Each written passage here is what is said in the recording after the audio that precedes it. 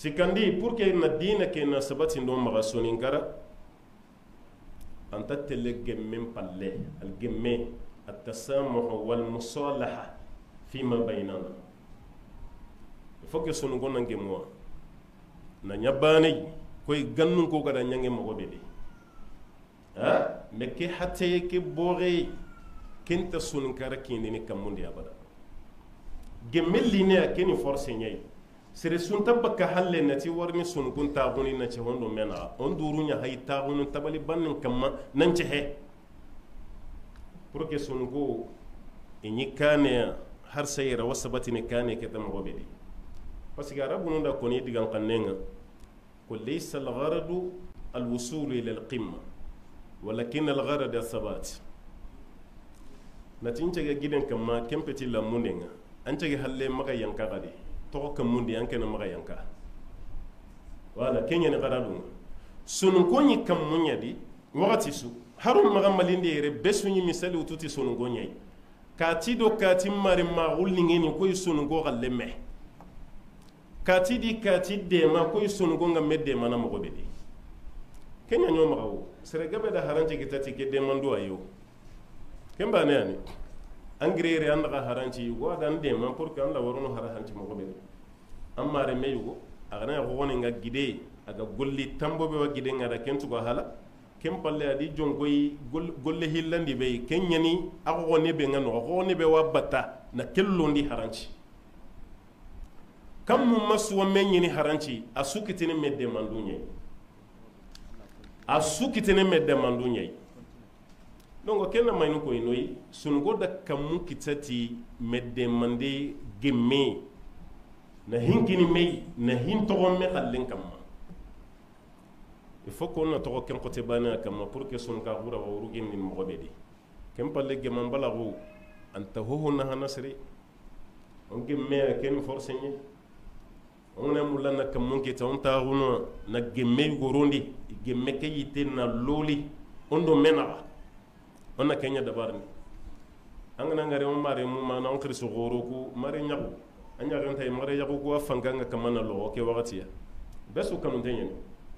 am pa batu ne le mangana ke mutu aga na gimin alhamdulillah me gimin nga manyange awajone sumpun kama sumunga hatene bakamele na mare mu ngari lengi kabane no ni tasahene men kenga nyana sun ngara lengi amme an kapalle ma khairi kembe tan khairiya antara khairi nyemulla kemma yongudo men rasul qaraw kemma yinongo messasa di mare ma gumbono jamanen kare kabila yimen taka nonga kadi haro nga yimedde mana sorenga mo be di temu no ni kuntu nyeme hari gine asufati besu di gine nyane sasa kan no ni ke khagore gide di galle ko ne di galle ke ba kemba ta ken gadi galle anyange ko tubabunu kara anyange ko ikumeno kempalle on gara hatta binu tuti hibe nguda kengara ko bo hari huron kesu be ga nyoma halle ndo hallanke yugo sehe atisre gaba kam masasa na bagay ala huro kesu nyayi magano sine su magaso su wa bertana wa horono kesu ndi serebe ga na fati yam pure ngarni yere sere gaba kamal lengi na mbogay bon gajange nga ngu magayre gajange nga hallan go maga kenna manin ko yini agana mulla sun ga guna nya kam go keta il faut qu'on a gemo on a kane kitati gemenyi bo hari keslam maru kem misidunu kem madrasa kompu kem madrasa kanu isu sabati ni gemenya kamaran tam marché gemen balagu kamma on a gemo mare mundu menara sumpudu menara menjangundu menara tare nogondi na metu kogone na gidetu gideyi gide gani hallen koy e hallen pay kogone nga ana ragati kitum pilla kuncu gana sabati ni alhamdulillah ho yugo no nga kenga alla barkende kenga nono me kenga manyangi ho yugo no nga lengi anya koy epidemie yagu bakke ase gime balagu ariti yagu bakke gaay kenga be gabanyo no ma sasa ko yawon ro lengi koyi ma koyi li khasu ma khasu hili sine yago be gana dalla lengi keni sine kenga na nyangeta yago baka ken sere gabe nya hama maga kara ajago hana kuti hilandi kuti sikandi kuti ya ken me killen ta yago yime gade mari nyagaru ku ido dimina gore a hita gono no parce que kine da fati ada fita ya bu bakke heti haramiya ma bakke mo sharia no bakke mo nyai anta bakka kununga na tage manke nga linga ma kempetiwo bage mo nyanai sharia ni manga makori anga makonto maga nyange yime maga tasru no nyange mpalle ya gunta bakka koy mari ma ko kutiya ka do mena parce que lengire ya me daru dangi me ya wona bakka ko maga lengi qabila toqadiya mari ma ko kutiya sumpun kutiya asu gorjana na sabu nya lemun hilli mamme famu ya gunno goni ta ya gumbo on na do ken killei ngo kanna sunga wonna maga bono ya allah rabbana arnon kisi pour que antallan sabanti di harisa keni jukunkara nyai jukunkara ase lemunu be hay aga meno hay burusundi me allah daga kisi awula tuwagun kita aga waslamma gun nogondi ire alhamdulillah ma aga ke pallemu be hay kara no i hokka be nyange dolominanu nyai wodro kun tullenke wodolomini burusi dungo ada kara nu ngana gerenya ngali taagunu kara beddu nogondi ado kara nu kun nogodi ko yanna bamako hari bamako le munugo wasadin khoro be nyana tagayin kamma ngana ro kara lengi anga sungalle anna bukli nyanga la turu tabane nga sheni nyana kannenga itrene ko ya american ara per nu mo karango serbana qawana kirate nu ngan chogo kindi dunya american maga di dunya ara peri yoy kenya siki so enta nyana kara gadiyo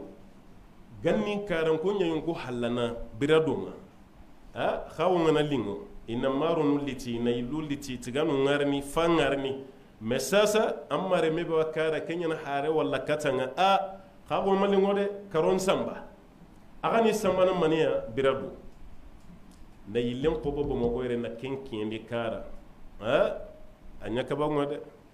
bamaran cehe ti sugo gana khiyindi wulle ya renwore wulle cigite sulle ngana khiyindi sugo ngana khiyindi ti wulle nga sagamunu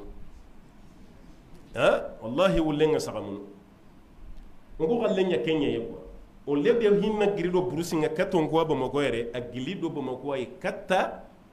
burusi nchoron wallahi kenci ne haranci 2018 ngara haranci ndaka kunyindi no koyugo nda maro nyanyi imagano nga maro ngano nga tenga no dike maro suka tina maro gobono haranci asasa na mana akiendi burusu nga maro gilido haranci na da kara no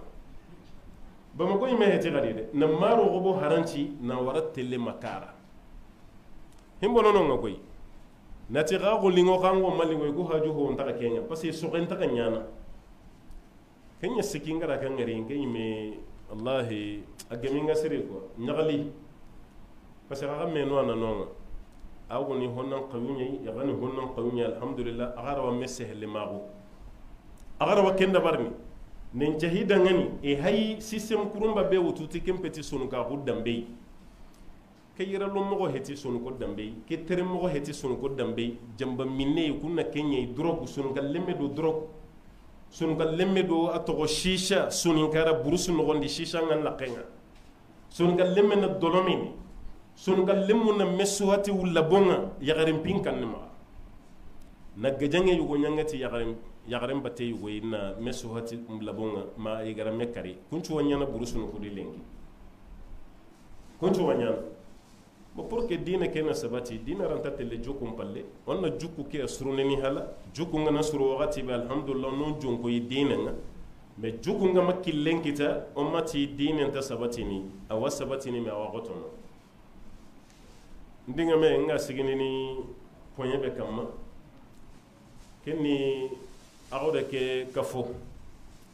kara barke roadi khriso ko rungano adi yoku nyaagana haqqrena gabe mundi maga ina gadde ma haqqrantanu agay menere hila dawiya no gani gemundi agana da burusi dunkuna digi sensibiliser ne gara vacances har pour des vacances mbenu nyana yere agara wayi illa na wakati do wakati burusun ko diyo agana debe yugo to ke sinari agana debe yugo choisi agana da pour des vacances nyange no nga surunga na gore ke tana da gay on khirsu goroku anya yagaru ko goni alhamdulillah kunduro ko tonteni wakamana honi hanu famu sasa me hari lemuno yime misre nga qallil ngi soni gara lemuno tarni misrendi intate lew ba igamat dunga bakka gere nu nga naro misre no gondi ka giri katiya kadi nyi may taguranu yime ana dagi sensibiliser parce que inda bono nonga aqula ndakala hayenere asu tokki to yana may ko gana bono aqun talla hayenere awu gana bono ko kan talla hayene an talla hayene bo pour que na maga bono sumaga onna medde man na kintu kini may kebera wa kebe yanke na kan qallen dabari qalsu guma na qalsu bangani to anu yakuni to abun changi wala honon qaywa gu nagri wala agu na gullun dabari ono kitun kini may na medde ma alla bargendo hinga surono ko ya allah ya rabbana alla ganna hike surono ma arna khairi kino yi sunu gabu warna wurugendi arna wurugendi dine ke har sarna sabati sunu ko milemo awdo ke kafo arna barkeradi khirsu beno gari arni tuwa arna janna kinoyi arno kisibaka yi mentorana donc on kera wasikire inshallah suro kutenga benyani bo wakati ga majo pehane retaru honne wa inshallah ngera qalle wallahi namun Allah arna taghetana koyi arna sabate nyanga allahumma salli wa sallim wa barik ala abdika wa nabiyyika muhammadin wa ala alihi wa man tabi'ahu bi ihsan ila yawmiddin سبحان ربك رب العزة عما يصفون والسلام على المرسلين والحمد لله رب العالمين.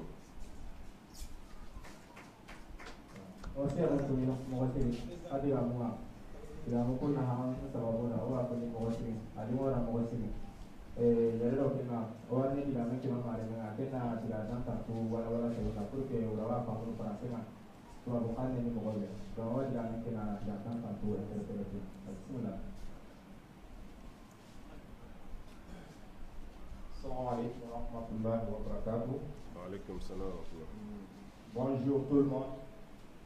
Moi je reprends l'identité de Douga Cissé. Nous remercions tout et chacun pour avoir effectué les déplacements, notamment notre cher conférencier, notre professeur Abdoulaye Koïta pour ce brillant exposé. En fait, son discours s'est apporté sur l'importance de l'islam dans la consolidation du milieu sonique ou encore la contribution de la culture sonique pour consolider la religion musulmane dans nos différentes localités. Il a eu à parler de l'importance de l'éducation, c'est-à-dire les études. Comme le verset coranique dit, ceux qui savent et ceux qui ignorent ne sont pas pareils. Donc il nous a exhortés surtout à étudier surtout pour le développement de l'islam dans nos différentes localités. Donc, en quelque sorte, il a eu à donner beaucoup d'exemples. Par exemple, nos expatriés qui sont allés à l'aventure, ils ont eu un tas de problèmes, tout simplement parce qu'ils n'ont pas étudié. Il y a rare de jeunes soniqués qui quittent le Mali ou encore l'Afrique pour aller en Europe qui ont des diplômes. Donc, avec cette ignorance-là, même avec le choc de culture en matière de langue, ça cause un problème. Donc, nos différentes localités également ont des problèmes concernant la compréhension de l'islam.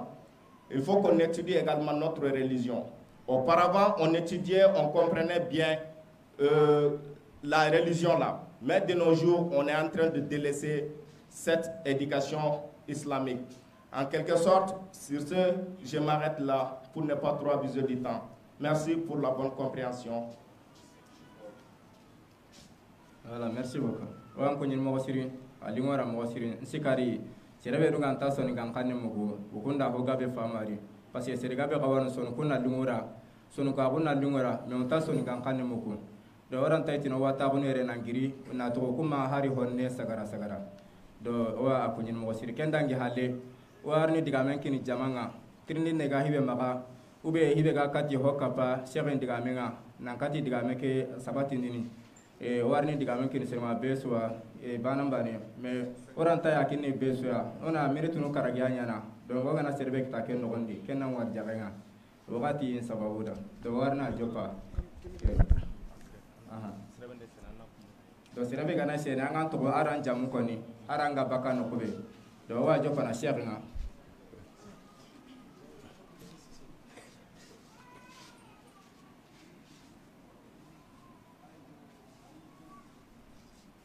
بسم الله الرحمن الرحيم الحمد لله رب العالمين صلى الله وسلم وبارك على محمد وآله وصحبه أجمعين. هذه ورقة سكوني من وعدنا مجموع وعمرني كل وعدنا ألا نجا ألا لم يرقى وسيم. أمين أمين. إننا نتالي ناري موسفي يجيب كما يجيب جيب نقطة كم كابتن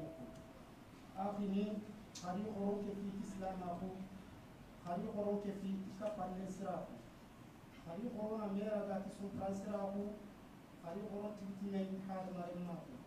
خلي قرون يباني تبين بانا أخو الله لكن أخو تغاني فتحول أخو أسوت بك الله كتير تكفمان أخو كما فتي فتي أغا ينخد لنفون أخو باو فتي فتي نالي بسندان أخو النبي من قاعد يأكو أبي كأيه ينتهو يكفل لموندا كل سكده تيار مغاقو إذا النبي بكرة يفعل أنا فوق الوريد السوق رانتهو أو هكما يمكن لين يفعل تقانو تلين تيجي مارين فريقونو كتو كلمة تباناه هو وسيفون كيف مهم بتستسرع وسيفون كيف يفيني توقوني اللي هو غير ما تسمعه وكذا كيف وناريا كلنا ما بيننا في سنين تابو ومن تميدا جليل مناه ما خساه ونوفيني نباني أنا نودا دكانا كيف أنا نباني وقافلين نودا تابو السلام عليكم ورحمة الله. وعليكم السلام ورحمة الله. Kota nana diga memudu. Kolam dana.